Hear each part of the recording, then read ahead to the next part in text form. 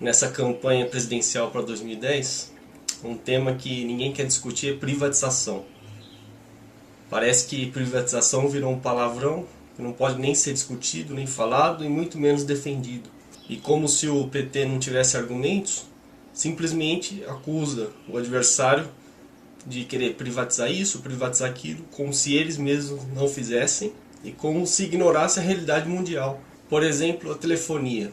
Em 98, sistema Telebrás, aqui no estado de São Paulo a gente tinha a Telesp, se pagava R$ 970 por uma linha telefônica e no mercado paralelo R$ 9.000 e a pessoa tinha que esperar 3 anos por essa linha. Hoje basta você fazer uma ligação e você tem lá a sua linha telefônica. Todo mundo tem telefone. Melhor ainda, todo mundo praticamente já tem celular. Então, se alguém é contra a privatização, dê algum motivo para a gente voltar para o sistema Telebrás. Outro caso da Vale, eu até fiz um outro vídeo, também mostrei que os números falam por si só. Antes da privatização, pagava 110 milhões de reais em impostos.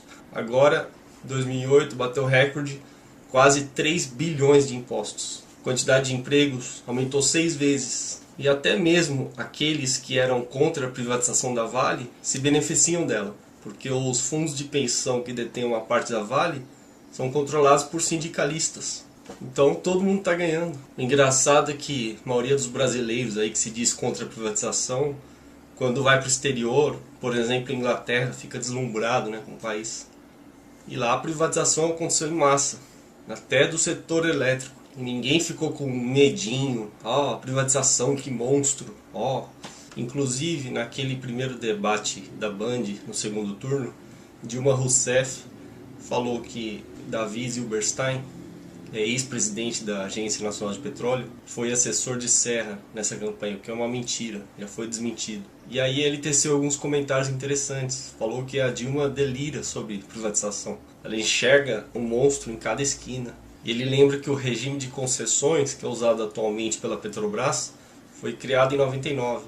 No governo Fernando Henrique, foram 4 leilões para concessões de exploração do petróleo. E no governo Lula, foram 6 concessões. Então, ou seja, Lula não só concordou com esse modelo, como botou em prática mais ainda do que no governo Fernando Henrique. Se concessão também é uma forma de privatização, então por que o PT fica com esse joguinho besta? Vai privatizar, vai isso, vai aquilo. Aí o governo Lula quer mudar esse modelo de concessões para um modelo de partilha na região do pré-sal. Ou seja, a Petrobras teria que obrigatoriamente ter 30% de participação em todas as explorações do pré-sal.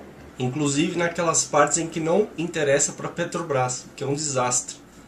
Esse aí é o exemplo da burrice política. Estabelece uma regra, Petrobras vai ter 30% em toda a exploração do pré-sal, mesmo que onere a empresa, sem uma análise técnica, sem um critério lógico, apenas porque um político decretou. Tem uma notícia interessante de 2008, onde o Sérgio Cabral, lá do Rio de Janeiro, ligou para o ministro Nelson Jobim e pediu para que o aeroporto Galeão fosse privatizado, para melhorar as condições. E o Lula simplesmente rejeitou a ideia. Quer dizer, por um princípio besta, uma ideologia de esquerda idiota, nem sequer se estuda a possibilidade da privatização. Como se os aeroportos estivessem a mil maravilhas, né? Não tivesse apagão, não tivesse atraso. Só para ter uma ideia do quanto a União se beneficia com a privatização, no caso da telefonia, em uma década depois da privatização, a União arrecadou 330 bilhões de reais em impostos. Isso sem mover uma palha, sendo que passa o risco todo para a iniciativa privada e arrecada mais. Então fica a pergunta, quem tem medo de privatização e a quem interessa manter estatais? Justamente quem está interessado em cargos públicos. Quem trabalha em estatais, quer continuar com a mamata, com os benefícios, e principalmente os políticos indicados por Lula. Ou seja, todos seus amigos de Dilma, todos muito bem indicados em várias estatais, Correios, Eletrobras, Petrobras, Chesf, BNDES, etc, etc. E aí o que era para ser uma empresa, no caso estatal, vira um monstro, né? Um monstro político, que só está ali para atender interesses políticos, muitas vezes populistas. Inclusive, tanto o governo Lula é hipócrita em criticar a privatização, que ele mesmo cita que privatizou várias estradas federais. Então, se o eleitor está baseando o voto nessa questão da privatização, pode esquecer. Isso aí já é assunto totalmente superado. O mundo inteiro já privatizou várias estatais, ninguém morreu. E quem usa esse argumento é igual assustar uma criancinha. Olha o bicho-papão. Não existe bicho-papão. Privatização é uma realidade no mundo inteiro. Quem pensa o contrário está vivendo há 50 anos atrás. E para quem fica com essa besteira de o petróleo é nosso, o minério é nosso, isso aí é um fetiche dos anos 20.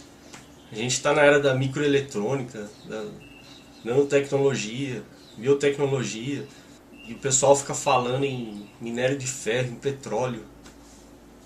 Sendo que só agora, no último ano, que o governo Lula foi falar em carro elétrico. O mundo está se movendo para uma matriz energética renovável. O petróleo no futuro não vai ter a mesma importância. O Brasil, como sempre, atrasado, né? Descobrimos o pré-sal. Quero ver explorar, né? Quero ver o primeiro vazamento que vai ter. Então, deixar claro, recursos naturais continuam pertencendo à União. Você privatiza, você não está entregando. Você apenas tem um regime de concessão. Você autoriza a empresa a explorar. E só. E recebe impostos por isso. Favorece a balança comercial, promove eficiência, produtividade, gera emprego. Só é contra a privatização quem não está raciocinando.